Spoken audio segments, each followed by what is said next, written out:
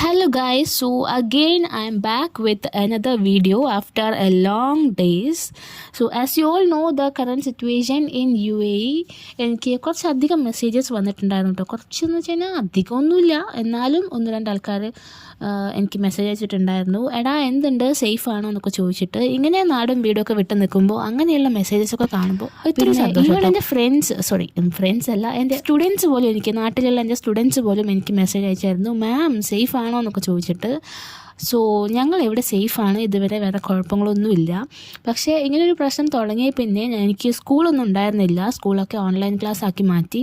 അപ്പോൾ 1 വീക്ക് എനിക്ക് online class ആയിരുന്നു. ഇപ്പോൾ അതും കഴിഞ്ഞു, അക്കാഡമിക് ഇയർ എൻഡായി, പിള്ളേർക്കൊക്കെ ഇപ്പോൾ സ്പ്രിംഗ് ബ്രേക്കാണ്. അപ്പോൾ ഞങ്ങൾക്കും കിട്ടി 1 വീക്ക് വെക്കേഷൻ. ഇപ്പോൾ പിന്നെ നെക്സ്റ്റ് ഈദ് ഹോളിഡേയ്സും ഒരു 3-4 ദിവസം ഈദിനും എന്താണ് പറയുക, ലീവ് ഉണ്ടാവും. അപ്പോൾ അങ്ങനെ ഇപ്പോൾ ഞങ്ങൾക്ക് വലിയ പ്രത്യേകിച്ച് സ്കൂളിലെ പണികളൊന്നും ഇല്ല, അല്ലറ ചില്ലറ പണികളൊക്കെ കിട്ടുമെങ്കിലും എന്നാലും ഞാൻ ഫ്രീ ആയിരുന്നു. അങ്ങനെ ഒരു പണിയില്ലാത്ത ചൊറിയും കുത്തി ഇരിക്കുമ്പോഴാണ് ഞാൻ ആ തുണിയുടെ കഥ സത്യം മനസ്സിലാക്കിയത്. കാരണം ഞാനൊരു മടിച്ചിയാണ് ഗൈസ്.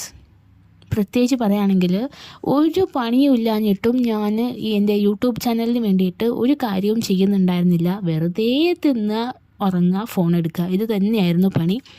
എനിക്ക് വീഡിയോസൊക്കെ ഒരുപാടുണ്ട്. ഈ വീഡിയോ കാണുമ്പോൾ തന്നെ നിങ്ങൾ വിചാരിക്കും ഞാൻ ഇപ്പോൾ റീസെൻ്റ്ലി പോയി വന്ന വീഡിയോ ആണെന്ന്. അല്ല, ഇത് നമ്മൾ പോയേക്കുന്നത് ഇബൻ ബത്തൂത്ത മോളിലാണ്. അപ്പോൾ എന്തൊക്കെയോ പറഞ്ഞ് കാര്യത്തിലേക്ക് വരാൻ വിട്ടുപോയി. അപ്പോൾ ഞാൻ ഇത് ഇബൻ ബത്തൂത്ത മോളിൽ പോയപ്പോൾ എടുത്തിട്ടുണ്ടായിരുന്ന വീഡിയോ ആണ്. അവിടെ ഇത് ഏകദേശം ഒരു 2-2.5 മാസങ്ങൾക്ക് മുൻപ് ഞാൻ പോയിട്ടുണ്ടായിരുന്നതാണ് കേട്ടോ. അങ്ങനെ ഒരുപാട് വീഡിയോസ് ഞാൻ പല സ്ഥലത്തും പോയത് എഡിറ്റ് ചെയ്ത് അപ്ലോഡ് ചെയ്യാണ്ട് വെച്ചേക്കുന്ന വീഡിയോസ് ഉണ്ട്. എൻ്റെ ഫോണിലല്ല ഞാൻ എടുത്തേക്കുന്നത്, എൻ്റെ സിൻഡിയുടെ ഫോണിലാണ്.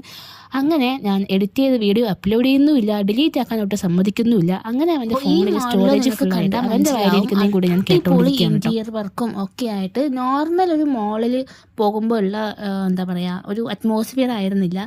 ദുബായ് മോളിലൊക്കെ പോയിട്ട് എനിക്ക് എൻ്റെ അമ്മ ഇറങ്ങി ഓടിയാൽ മതി എന്നുള്ള അവസ്ഥയായിരുന്നു. കാരണം അത്രയ്ക്ക് ആൾക്കാരും തിരക്കും ബഹളമൊക്കെ ആയിട്ട്. പക്ഷേ ഇവിടെയാണെങ്കിൽ ഭയങ്കര കാം ആൻഡ് പീസ്ഫുള്ളായിട്ട് നമുക്കിങ്ങനെ നടന്ന് ഓരോ കാഴ്ചകളും കണ്ടിട്ട് വരാം. പിന്നെ ഒരുപാട് ഫോട്ടോസും എടുക്കാം.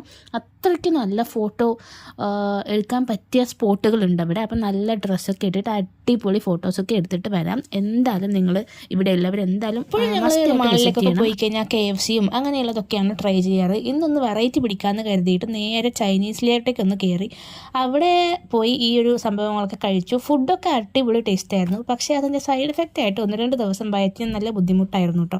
അപ്പോൾ അതൊക്കെ കഴിഞ്ഞിട്ട് നേരെ നമ്മൾ കമ്മ്യൂണിറ്റിയിലേക്ക് എത്തി. അപ്പോൾ അവിടെ എന്തൊരു ഫ്ലീ മാർക്കറ്റ് നടക്കുന്നുണ്ടായിരുന്നു, അവിടെയും